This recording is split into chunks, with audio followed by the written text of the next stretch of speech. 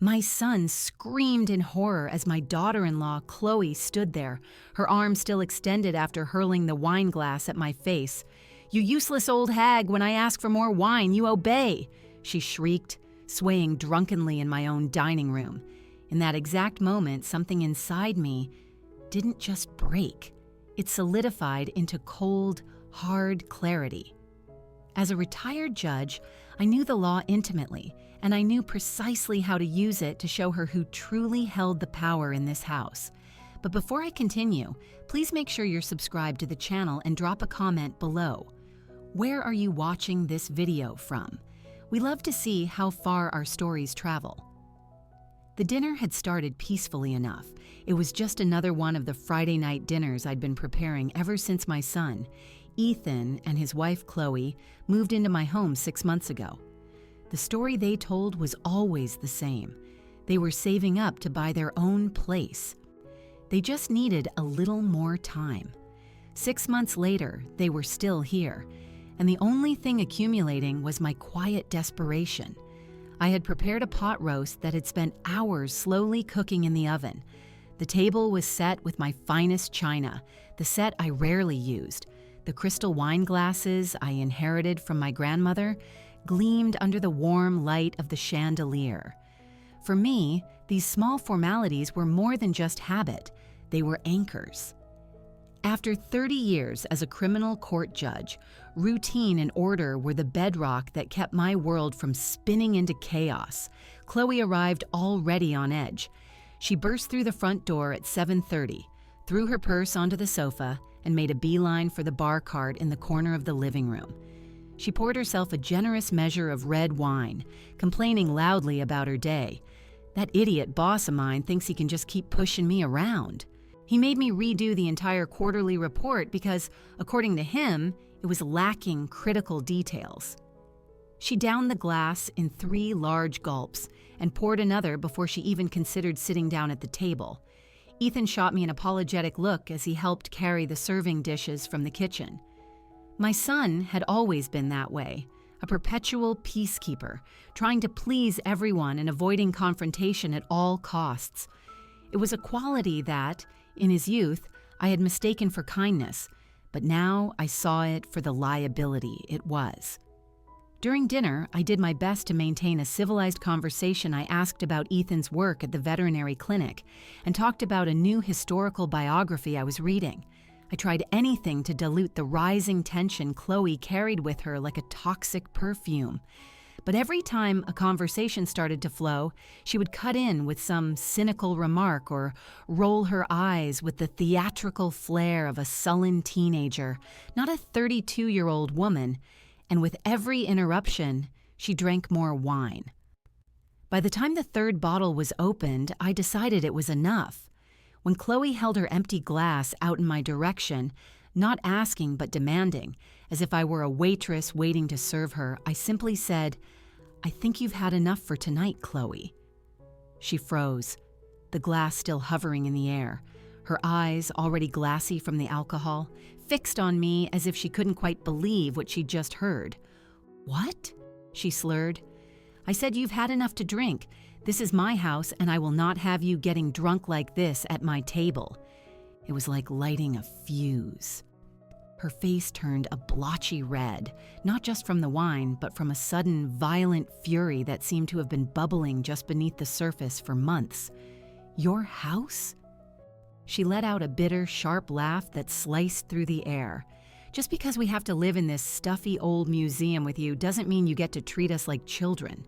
Ethan reached out and touched her arm. "Chloe, please." She jerked her hand away. "No, Ethan, I'm sick of this. Your mother looks down on us like we're intruders, like we're not worthy of walking on her precious hardwood floors."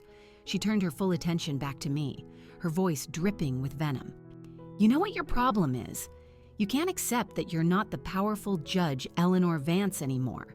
Now you're just a lonely, retired old woman who has to control every little thing around her to feel important." I remained calm. Years on the bench had taught me not to show a reaction when provoked. If that's how you truly feel, then perhaps it is time you and Ethan found another place to live, Mom. Ethan exclaimed, his face a mask of horror. Chloe just smiled. The kind of cold, cruel smile that never reaches the eyes. The help shouldn't talk back to their superiors, she said, her voice dropping to a low, menacing tone. She extended the glass again. Now, more wine. No. It was the only word I needed to say. In a movement too fast for me to react, Chloe flung the glass directly at my face. The crystal hit my right temple and shattered on impact. I felt the sharp, stinging pain and then the warm trickle of blood running down the side of my face. My son screamed. Chloe just stood there, breathing heavily, almost surprised by her own action, but showing not a single flicker of remorse. I brought my hand up to my temple and looked at my fingers, now stained crimson. The silence in the room was deafening. 30 years of sending violent criminals to prison, and here I was, bleeding at my own dinner table. Ethan, I said, my voice a calm that I did not feel, take your wife to her room, now. Ethan scrambled to pull a still stunned Chloe away. I heard their footsteps retreating up the stairs, the slam of their bedroom door. I walked to the downstairs bathroom and examined the cut in the mirror. It wasn't deep, but head wounds always bleed profusely. As I cleaned the gash with cold water, my thoughts began to organize themselves, methodical and precise. Like a prosecutor preparing a case, I documented everything with my phone. I photographed the cut, the blood stain on my white blouse, and the glittering shards of crystal. Scattered across the dining room floor, I carefully collected every last fragment, placing them in a Ziploc bag. Evidence. 30 years in the justice system had taught me that evidence is everything. I couldn't sleep that night. Sitting in my home office with an ice pack pressed against my temple, I began to outline my plan. This wasn't about revenge. Revenge is emotional, impulsive. What I needed was justice. I needed to protect my son, and I needed to protect my home. At 6 a.m, with a dark purple bruise already forming around the wound, I picked up the phone. Oak Ridge City Police Department. How can I help you? I'd like to report an assault. The officer arrived at 7:30 a.m., just as the early morning sun was beginning to filter through the blinds. Chloe and Ethan were still asleep, no doubt exhausted after the previous night's explosion. I opened the door to a middle-aged policeman with salt and pepper hair, his expression weary but professional. Good morning, ma'am. I'm Officer Miller. I received a call about an assault. I invited him in and led him to the dining room, where the shards of glass were still preserved in a neat pile in the corner, marked with the small, numbered evidence tags I had prepared during my sleepless night. It happened right here, I explained, keeping my voice low so as not to wake the two upstairs. My daughter-in-law threw this glass at my face when I refused to serve her any more wine. She'd already had far too much to drink. I showed him the photos on my phone, the cut on my temple, the blood on my blouse. The officer took notes with a professional, non-judgmental expression. Is the alleged assailant still in the residence? Yes. She's asleep upstairs with my son. Do you wish to press formal charges? I hesitated for only a second, a fleeting thought of Ethan flashing through my mind. But then I remembered the look in Chloe's eyes as she threw the glass. That absolute certainty that she could assault me in my own home and get away with it. Yes, officer, I wish to press formal charges. We sat at the kitchen table while he filled out the police report, the assailant's full name, our relationship, a detailed description of what happened. I provided the information in the same clear, precise, and emotionless tone I once used to dictate sentences from the bench. We were just finishing when I heard footsteps on the stairs. Ethan appeared in the kitchen doorway, his eyes puffy with sleep. His confusion quickly morphed into horror when he saw the police officer. Mom, what's going on? Before I could answer, Chloe appeared behind him. She was confused at first, but her expression hardened into pure rage when she saw my bruised face and the policeman sitting at our table. "What the hell is this?" she demanded. Officer Miller stood up. "Ma'am, Chloe Sterling, I'm here to investigate a complaint of assault that occurred at this residence last night." Ethan looked at me, his expression one of utter disbelief. You called the cops? On Chloe? She assaulted me, Ethan. She threw a glass at my face and cut me, I stated, my voice firm without a trace of apology. It was an accident. She was drunk, Ethan protested, his voice laced with desperation. Being intoxicated is not a valid legal defense for physical assault, sir, Officer Miller commented, his tone still professional, but now with an edge of steel. Chloe took a step forward, her fists clenched. You can't be serious. This is ridiculous. It was a family argument that resulted in bodily injury, I replied calmly, and it happened in my own home. The officer addressed Chloe directly. Ma'am, I'm going to need you to come with me to the station to give a statement. What? She shrieked. You're arresting me over a broken glass? At this moment, I am only requesting that you provide a statement. Depending on the established facts, you could be charged with assault. Ethan was openly crying now, his pleading eyes darting between me and the officer. Please, Mom, don't do this. We can figure this out as a family. I looked at my son, and for the first time, I felt a pang of pain that had nothing to do with the cut on my temple. Ethan, we've been trying to figure this out as a family for 6 months. Last night, Chloe crossed a line. The officer asked Chloe to get properly dressed to accompany him. She stomped up the stairs, with Ethan right behind her, begging her to calm down. I was left alone with the officer for a few moments. He looked at me with an expression I recognized, the kind of look veteran cops give when they're trying to piece together the family dynamics behind an incident. Ma'am, are you sure you want to go through with this? Family matters can sometimes be... Officer, I interrupted politely. I spent 30 years as a criminal court judge. I know exactly what I'm doing, and I am fully aware of the legal consequences. He seemed taken aback, then nodded, a new respect dawning in his eyes. Chloe came downstairs, now in jeans and a t-shirt, her hair pulled back in a hasty ponytail. Ethan followed, still weeping silently. This isn't over, Chloe hissed as she walked past me. You're going to regret this.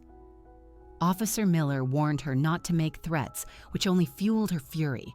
As he escorted her outside, Ethan turned to me, his eyes red from crying. How could you do this? She's my wife.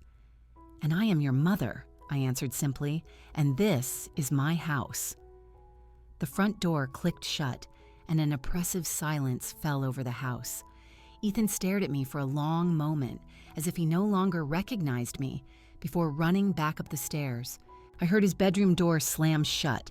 I sank into an armchair in the living room, suddenly exhausted. My temple throbbed, but the physical pain was almost a welcome distraction from the ache of seeing my son's devastated face. Still, I had no regrets.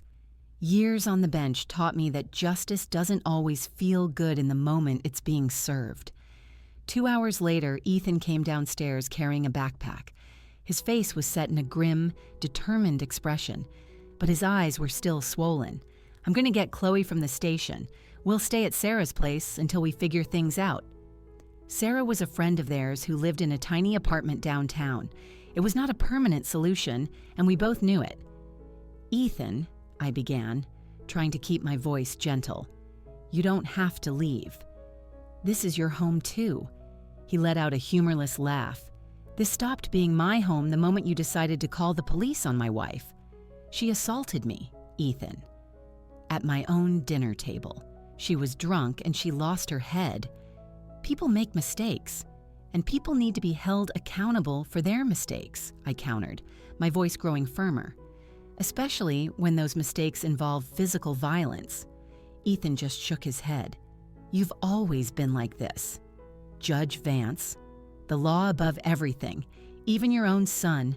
That barb hurt more than the gash on my temple, but I didn't let it show. It's because I love you that I'm doing this, Ethan. Chloe is abusive, and you are trapped in that relationship. Don't you dare analyze my marriage, he shouted. You've always hated Chloe. You've always thought I deserved better. And you do, I said quietly. You deserve someone who respects you and who respects your family. Ethan grabbed his car keys from the coffee table. I'm going to get my wife, then we'll be back for the rest of our things. When the door closed behind him, I let out a long, weary sigh. The house was silent again, but it wasn't the peaceful quiet I valued. It was a heavy, suffocating silence, pregnant with consequences. I spent the rest of the day in a daze, alternating between doubt and certainty. Had I done the right thing? Had I lost my son forever? The question swirled in my mind as I tried to read, tried to eat, tried to distract myself. That evening, the phone rang. It was Ethan. His voice was cold and distant. We're at Sarah's. Chloe was released with a summons to appear for a hearing next week. We'll be by tomorrow to pick up our stuff. Ethan, you don't have to. I've made my decision, Mother. I'm choosing to stand by my wife. After he hung up, I sat down at my office desk and opened a new folder on my computer. I named it Case File Chloe. Inside, I created documents to log every stage of the process, every decision made, every piece of evidence collected. For 30 years, I had built cases against criminals of every stripe. Now I was building a case to save my son from a toxic marriage, even if, for the time being, he hated me for it. The next morning, while waiting for Ethan and Chloe to arrive for their things, I made a call to an old friend. Robert and I had worked together for years, he as a police detective and I as a judge. He'd been retired longer than I had and now ran a small private investigation firm. Eleanor, it's been too long, his gravelly voice was an instant comfort. To what do I owe the pleasure? I need your help, Bob. It's a delicate matter. I explained the entire situation, the assault, the police report, the rift with Ethan. I need to know more about Chloe. I have a terrible feeling about their finances, about how they're really living. Robert didn't ask unnecessary questions. Send me her details. I'll start digging, discreetly. An hour later, I parked my car 2 blocks away from my house and waited. I didn't want to be present when they came to collect their belongings. A direct confrontation would only make things worse right now. From my vantage point, I saw Ethan's car pull up. He and Chloe went inside using the key he still had. I watched the house for nearly 2 hours, occasionally seeing one of them pass by a window carrying boxes, moving quickly. When they finally emerged, the car was visibly packed full. Ethan took one last look at the house before getting inside. Even from a distance, I could see he was crying. Chloe, on the other hand, looked irritated, gesturing angrily as she said something I couldn't hear. I waited another 20 minutes before driving back home. Their absence was a physical presence. Empty spaces where their things used to be, silences where conversations once were. The guest room they had occupied was half empty. They'd left the furniture, of course, but all their personal items were gone. In my own closet, I noticed one of my jewelry boxes was slightly ajar. A gold brooch that had belonged to my mother was missing. Ethan knew how much I valued it. Was it an oversight, or was it a small, petty act of revenge? I chose to believe it was the former. The following days were filled with an oppressive quiet. Ethan didn't call. He didn't answer my texts. I tried to respect his space, but every day without news was its own small form of torture.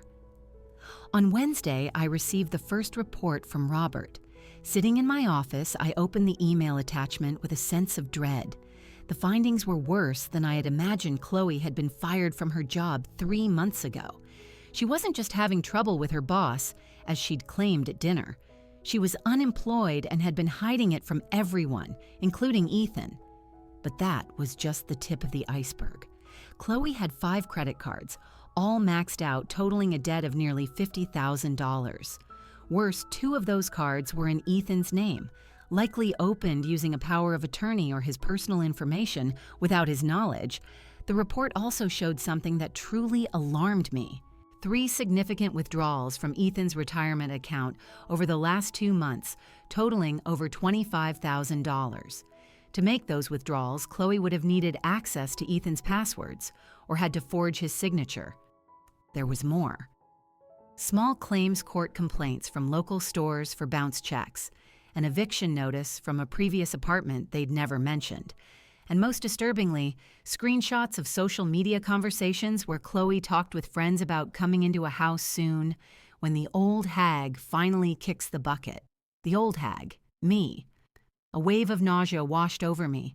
This wasn't just a case of an explosive temper or a disrespectful daughter-in-law. This was a systematic scheme. Chloe was financially sinking my son while planning a future built on my death. I printed the entire report and filed it away in a secure folder. I needed more. I needed to understand the full extent of the situation before I confronted Ethan with these discoveries. I called Robert again. I need you to keep digging, especially into those retirement account withdrawals. If you can get concrete proof that Chloe acted without Ethan's authorization, we could be looking at serious financial crimes. I'm on it, Robert replied. And Eleanor, be careful. If this woman is financially desperate and thinks she stands to inherit from you, well, he didn't need to finish the sentence. 30 years in the criminal justice system taught me that money is one of the most powerful motivators for desperate acts. That night, I had all the locks on my house changed. It was a necessary precaution. The following week brought the preliminary hearing for the assault charge. I walked into the courthouse where I had worked for decades, this time as a victim. It was a strange and unsettling experience to sit on the other side of the proceedings, to see former colleagues nod at me with worried expressions, to hear the whispers in the hallways. Chloe arrived with her lawyer, a young man in an ill-fitting suit who looked like he had just passed the bar. Ethan was not with her, which surprised me. I had expected my son to be there supporting his wife. The judge was Marina Santos, a competent woman I knew superficially from my final years on the bench.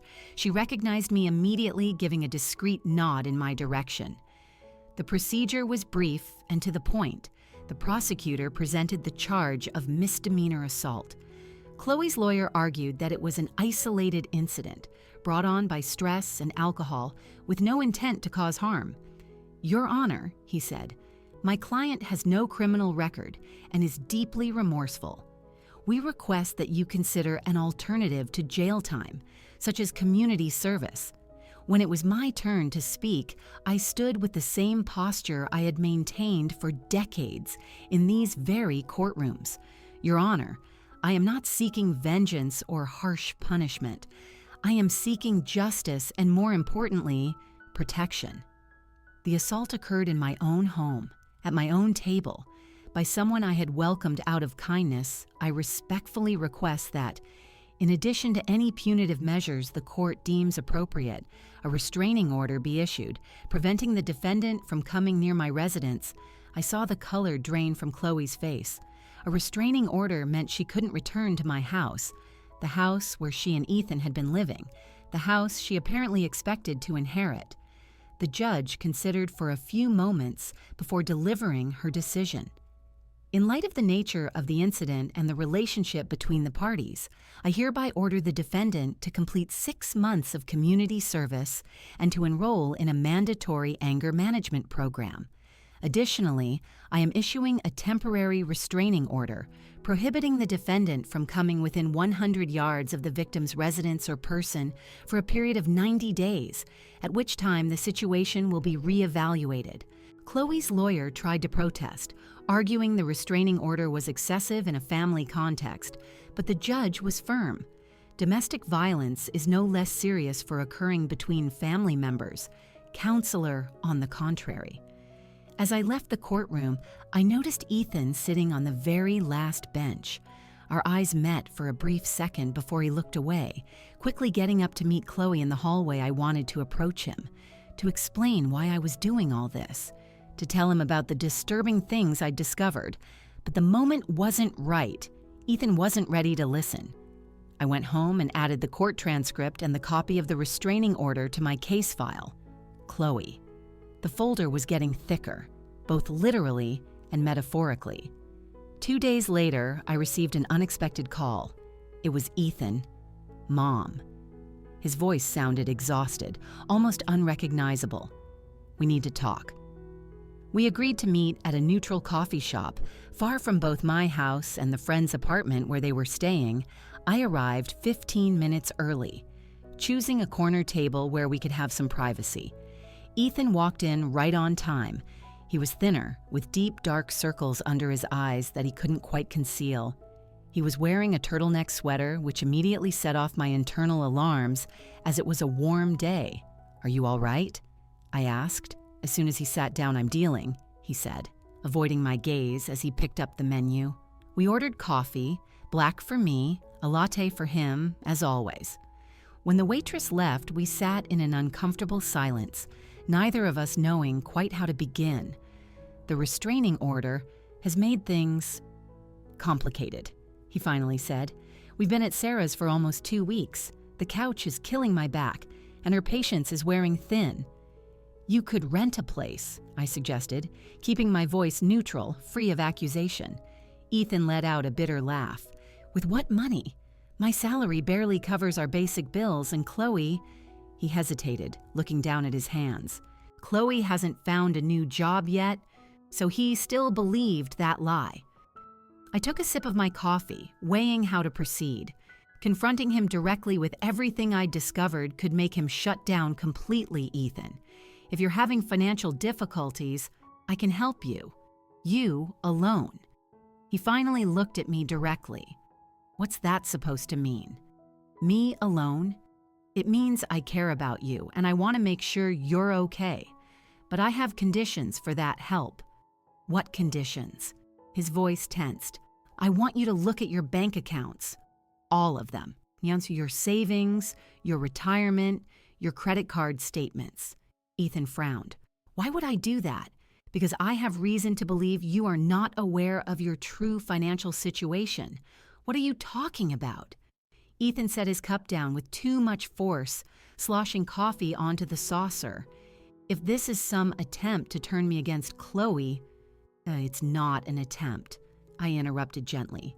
"It's a request based on facts I have uncovered." "Ethan, when was the last time you checked your retirement fund?" His expression shifted subtly. A flicker of doubt crossed his face. "I don't know.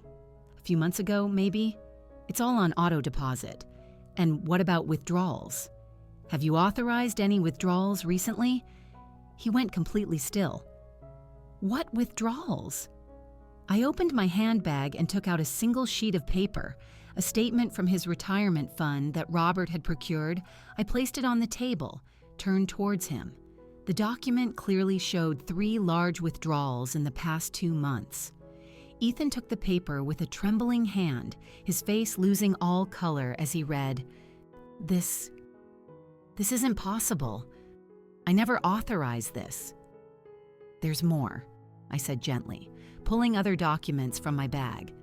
Credit card statements in his name with purchases he clearly hadn't made, including expensive jewelry and transfers to accounts we didn't recognize.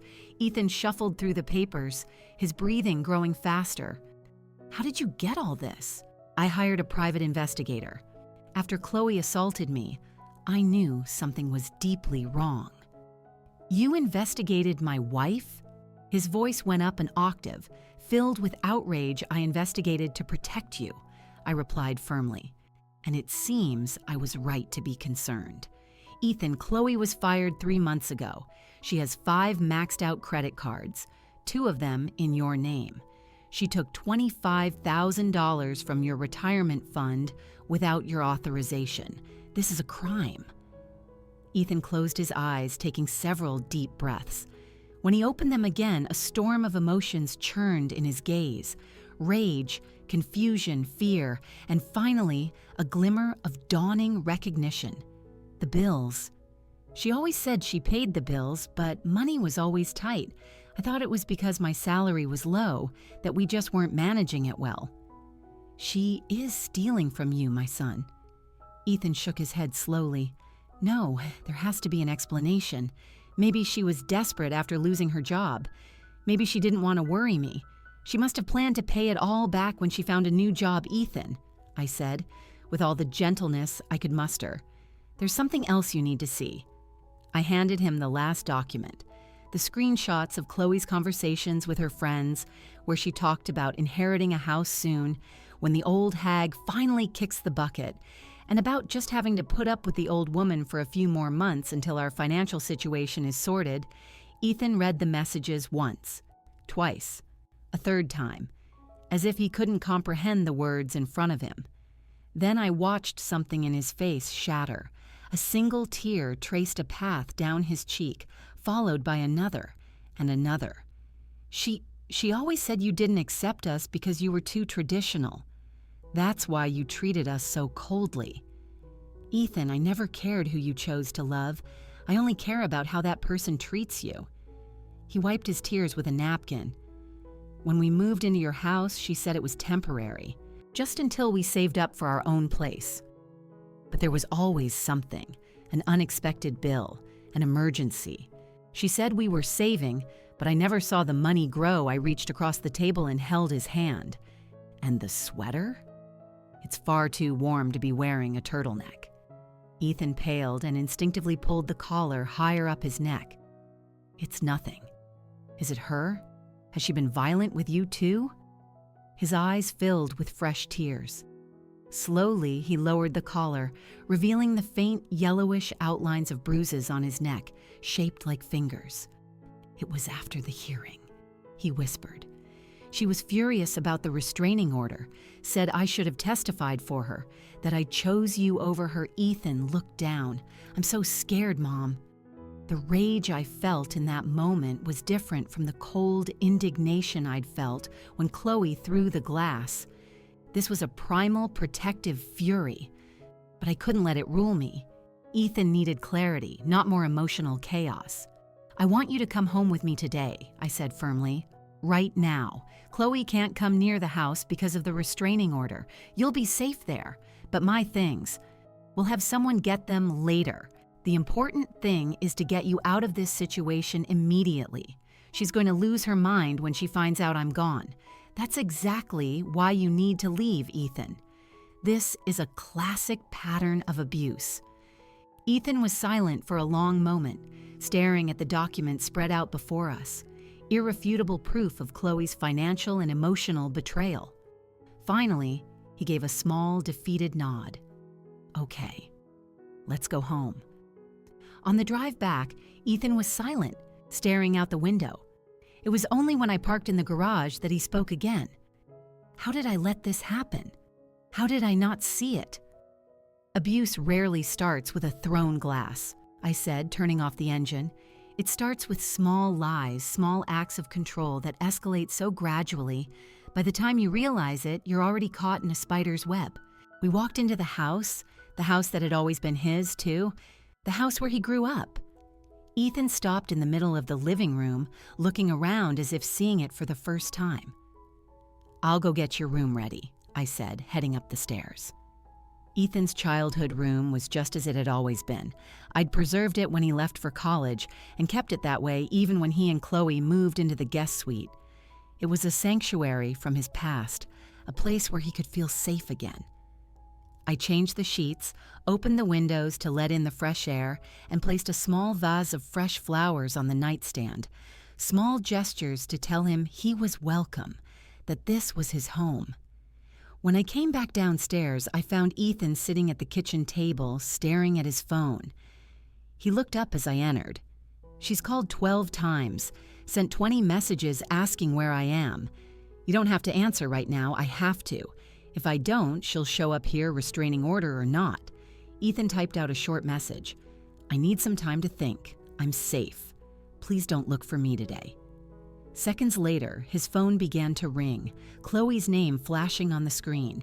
Ethan declined the call with a shaking hand and turned the device off. What do I do now? He asked, looking completely lost. One step at a time, I replied, sitting down beside him. First, we protect your finances. Tomorrow we change all your bank passwords and notify the bank about the unauthorized transactions. Then we see a lawyer to discuss your legal options. Legal options, he repeated, as if tasting the words. You mean divorce, among other things. What she did, the unauthorized withdrawals, the credit cards in your name, those are financial crimes, Ethan. You can choose to press charges or not, but we need to stop her from doing any more damage. Ethan nodded slowly. I never thought I'd be in this situation. I always thought I'd recognize abuse if it happened to me. No one ever thinks it will happen to them. That's why abuse persists. It disguises itself, justifies itself, and makes the victim doubt their own reality. That night, I cooked dinner, while Ethan took a long bath. We had a simple meal, mostly in silence, but it was a different kind of silence than the one that had existed between us in the preceding weeks. It wasn't a silence of anger or resentment, but one of reflection, of reconnection. Before he went to bed, Ethan hugged me, the first real hug in weeks. "Thank you for not giving up on me," he whispered. "I would never give up on you," I replied, holding him a little tighter. That night, lying in my bed, I could hear Ethan crying softly in his room down the hall. The sound broke my heart, but it also brought a strange sense of relief. He was home. He was safe. And the crying was part of the healing. The next day, as planned, we went to the bank. Ethan canceled all the cards. He changed his passwords. He locked down all his accounts. We began the process of disputing the unauthorized withdrawals from his retirement fund. The bank manager, upon seeing the documents and hearing the explanation, strongly suggested that Ethan file a formal police report for fraud. "We'll think about it," was all Ethan could manage to say at that moment. In the afternoon, we met with a lawyer who specialized in family law and domestic abuse cases. Renata was a middle-aged woman with kind eyes and a firm demeanor, exactly the kind of person we needed. "Based on what you've told me and the documents you've brought, we have a very strong case for a fault-based divorce," Renata explained. "The financial abuse is well documented, and with the evidence of physical abuse, we can petition for a permanent protective order, not just the temporary one you already have." Ethan took a deep breath. "And what if I don't want her to go to jail?" "I understand your hesitation," Renata replied gently. "Many victims of domestic abuse have conflicting feelings about criminally prosecuting their abusers. We can focus initially on the divorce and protecting your assets. The criminal charges can be a separate decision you make when and if you're ready." Leaving her office, Ethan looked simultaneously exhausted and relieved. "It feels like I'm waking up from a nightmare," he commented as we drove home. "It's a process," I replied. "It won't be resolved overnight." "I know. But at least now, I'm walking in the right direction." That night's fragile peace was shattered by a noise at the front door around 10 o'clock. Furious pounding, the doorbell ringing incessantly. Ethan and I looked at each other from the sofa where we'd been watching a movie. "It's her," Ethan whispered, fear stark in his voice. "She can't get in," I assured him, reaching for my phone. "And she's violating the restraining order. I'm calling the police." The pounding continued, growing louder as I reported the situation to the 911 operator. "My daughter-in-law is violating a restraining order and attempting to break into my house. We need a patrol car immediately." "Ethan! Ethan!" Chloe's voice screamed through the thick wood of the door. "I know you're in there. Open this door right now." Ethan shrank back on the sofa, trembling. I went to him and took his hands. "It's okay. She can't get in. The police are on their way." Chloe continued to scream, alternating between threats and pleas. The noise drew the attention of my neighbors. I saw lights flick on in the houses nearby, faces appearing in windows. When the patrol car arrived, a swift 7 minutes later, Chloe was still on the porch, now kicking at the door. The officers found her in flagrant violation of the restraining order. We watched through the living room window as they apprehended her. She kept staring at the house, screaming Ethan's name even as they placed her in the back of the patrol car. "What's going to happen to her now?" Ethan asked, his voice barely a whisper. "She'll be arrested for violating the protective order," I replied. "This carries serious consequences." That night, Ethan slept in my room just like he did when he was a little boy and had nightmares. Only this time, the nightmare was real and it was being taken away. The next morning, I received a call from the detective in charge of the case. Chloe would be held in custody until her bail hearing, scheduled for the following day. Given the recent history of violence and this clear demonstration of instability, it's likely the judge will set strict conditions for any potential release, he explained. This could include an ankle monitor and constant supervision. I thanked him for the information and hung up, feeling a mixture of relief and concern. Ethan was still asleep. The events of the previous night had completely drained him. I made breakfast and left him a note explaining where I'd be. I had a meeting scheduled with Robert, my investigator friend, to discuss any new findings. We met in his small, cluttered office downtown. Robert looked grave as he greeted me. Eleanor. We found more on Chloe. Things you need to see. He opened a folder and spread documents across his desk. There were police records from 2 different cities, both involving Chloe in cases of domestic violence and financial fraud. She's done this before, Robert explained, in Guadalajara 5 years ago, and in Monterrey 3 years before that. In both cases, she got involved with financially stable individuals, moved into their homes, began manipulating their finances, and eventually turned violent. A chill went down my spine. And what happened in those cases? In the first one, the victim dropped the charges after Chloe promised to change. In the second, there was an out-of-court settlement. The victim paid a significant sum of money just to get Chloe out of his life. She's a serial predator, I murmured, scanning the documents. And Ethan was just her latest victim. Exactly. And there's something else. Robert hesitated, choosing his words carefully. We found evidence that Chloe has been recently researching life insurance policies and inheritance laws, specifically how to secure spousal inheritance rights. An icy dread washed over me. The implications were clear and terrifying. Do you think she... I couldn't finish the sentence. I can't say for certain that she was planning anything specific, Robert answered. But the pattern is disturbing. She exhausted Ethan's financial resources. She knew you have a valuable home and other assets. Her inheritance research, combined with those comments about the old hag kicking the bucket, paints a very unsettling picture. I left Robert's office with the folder of documents heavy in my hands and an even heavier weight in my chest. What had started as an assault at my dinner table had morphed into something far more sinister. When I returned home, Ethan was in the kitchen, making lunch.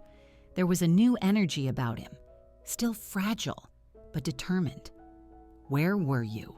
he asked, putting a pot of water on to boil. "Meeting with my investigator friend," I replied, placing the folder on the table. "Ethan, we need to talk." He looked at the folder, then at me, and turned off the stove. "More bad news? Important information. Please sit down." I showed him the documents, carefully explaining Chloe's pattern of behavior in past relationships. Ethan listened in silence, his face a canvas of shifting emotions: shock, pain, anger, and finally, a cold resolution. "So I wasn't special," he said at last. "I was just convenient." "You were a target," I corrected gently. "But that doesn't diminish who you are. Predators like Chloe are masters at identifying good, trusting people, and manipulating them." Ethan ran a hand over his face, breathing deeply. "What do we do now? We need to talk to Renata and the police. These new documents strengthen both the divorce case and any potential criminal proceedings. And her bail hearing is tomorrow? Yes. You don't have to go, but I want to. I need to look her in the eye knowing the whole truth." The determination in Ethan's voice surprised me. In just a few days, he had transformed from a confused victim into a resolute survivor. That afternoon, Ethan and I crafted a detailed plan. First, he filed for a contested divorce citing financial and physical abuse, accompanied by every document we had collected. Then we filed formal criminal complaints for the financial crimes, the unauthorized use of his retirement account, and the fraudulent opening of credit cards. Renata guided us through every step, ensuring all the paperwork was flawless. "We want to build a case so airtight that there is no room for escape," she explained. "The combination of civil and criminal proceedings will create immense pressure." The next morning, we prepared for the bail hearing. Ethan chose a sober outfit, dark slacks and a crisp white shirt, the kind of clothes he'd wear to an important job interview. I opted for one of the suits I used to wear on the bench, a subtle reminder to the court of who I was. The courthouse was relatively empty when we arrived, accompanied by Renata. We were shown to the courtroom where we took discreet seats in the back. Ethan held my hand tightly, his fingers cold despite the day's warmth. When Chloe was brought in, wearing an orange prison jumpsuit and handcuffs, Ethan inhaled sharply. It was the first time he had seen her since the night of the home invasion. Chloe scanned the room, and her eyes locked onto us. For a moment, her expression softened when she saw Ethan, but then she noticed our intertwined hands, and her face contorted with rage. She muttered something to her public defender, who glanced in our direction and shook his head. The judge entered, and the hearing began. The prosecutor laid out the case: a flagrant violation of a restraining order, a recent history of violence, a clear risk of witness intimidation. Furthermore, Your Honor, he added, we have information that the defendant has a history of similar behavior in other jurisdictions, having been involved in prior cases of domestic abuse and fraud in both Guadalajara and Monterrey. This was news to Chloe. She whipped her head around to look at her lawyer, visibly shocked. She had not expected her past to catch up with her so quickly. The public defender tried to argue that Chloe had ties to the community, posed no real flight risk, and could await trial on release. The judge listened to the arguments with an impassive expression before delivering her decision. Considering the gravity of the violation, the defendant's documented history, and the clear risk to the victims, I am ordering the defendant to be held in custody without bail until trial. This decision may be reviewed in 30 days upon the submission of a suitable supervision plan. Chloe let out a sound of protest, which was quickly silenced by her lawyer. As the bailiffs moved to lead her back to detention, she turned and looked directly at Ethan. Please, her voice was desperate. Ethan, don't let this happen. I love you. We can fix this. Ethan did not look away. He held his ground, looking directly into the eyes of the woman who had betrayed and abused him for months. He said nothing. He just watched as she was led from the room. In the hallway after the hearing, Ethan finally let go of my hand and took a deep, shuddering breath. I thought that would be harder, he confessed. Seeing her like that, hearing her beg. But all I could think about was everything we discovered. The other people, the lies, the research into my inheritance. You were very strong, I said, feeling an immense pride in my son. I don't feel strong, he answered honestly. I feel stupid for falling for it, for not seeing the signs. You're not stupid. You were manipulated by someone who has made manipulation an art form. On the way home, we stopped at a hardware store and bought paint. Ethan had decided to repaint his room, a symbolic act of a new beginning. He chose a soft, pale blue, which he called the color of the sky after a storm has passed. The following days fell into an almost therapeutic routine. By day, we dealt with legal matters, meetings with Renata, visits to the bank to resolve the financial mess, filling out forms for the criminal complaints. At night, we painted Ethan's room, moving furniture, renewing the space that had been his childhood haven and was now becoming his sanctuary for healing. 2 weeks later, we received news that the bank had accepted the dispute over the retirement withdrawals. The $25,000 would be returned to Ethan's account, and the bank would cooperate fully with the criminal investigation against Chloe. It's a start, Ethan commented when we got the news. One step at a time, right? Exactly, I agreed. That afternoon, as we were putting the final coat of paint on his bedroom ceiling, Ethan said something he'd clearly been holding on to. You know what the hardest part to accept is? It's not the money, not the lies, not even the violence. It's realizing that the last 2 years of my life were based on a complete sham, that the person I thought I loved never really existed. I climbed down from the stepladder and sat on the edge of the bed, which was covered in plastic sheeting. Mourning what you thought you had is often harder than mourning what you actually lost. Ethan nodded, climbing down as well and sitting beside me. How do I move on from this? How do I ever trust anyone again? Slowly, I answered, carefully, with the support of people who truly love you, and by remembering that what happened doesn't define who you are or what you deserve in life. He rested his head on my shoulder, smudging my old t-shirt with blue paint I didn't mind in the slightest. "Thank you for not giving up on me," he murmured, "even when I was angry with you, even when I chose the wrong side." "That's what mothers do," I replied simply. "We wait for the moment our children are ready to listen, and then we're there to help them rebuild." A month passed. Life settled into a new normal. Ethan was back at his job at the vet clinic, now full-time. I had returned to my quiet, retired routines, reading in the mornings, gardening in the afternoons, occasional dinners with friends. The criminal case against Chloe was moving slowly, as is typical of the justice system. She remained in custody, having been denied a second request for release. When new evidence of her past activities came to light, Ethan had started therapy twice a week, working to understand what had made him vulnerable to the abuse and how to build healthier relationships in the future. Some nights, I would still hear him crying in his room, but the episodes were becoming less frequent, less intense. One Saturday afternoon, as we were making lunch together, an activity that had become a comforting ritual, the phone rang. It was Renata. "I have news," she said. "Chloe's lawyer has reached out to propose a plea agreement." Ethan put the phone on speaker so I could hear. "What kind of agreement?" "She pleads guilty to the financial crimes and the violation of the restraining order in exchange for a reduced sentence, 2 years in prison, followed by 3 years of supervised probation. She also agrees to an uncontested divorce, waiving any and all claims to your assets or your mother's future estate."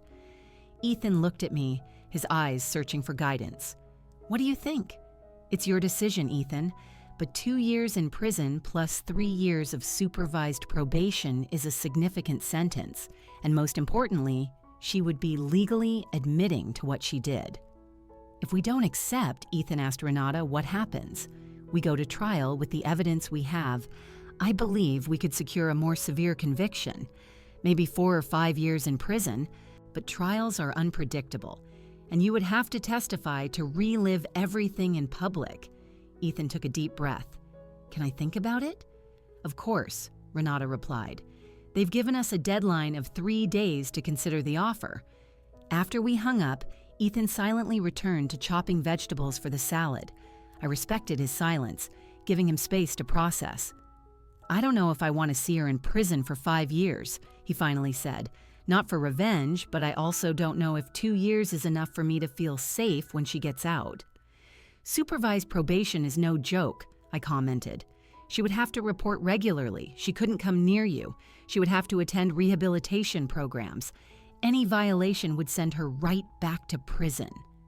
Ethan nodded, absorbing the information. "And the divorce would be faster if it's uncontested. Much faster, and much less emotionally draining for you." He continued chopping tomatoes in silence for a few more minutes. "I'm going to think about it. I want to make the right decision for the right reasons."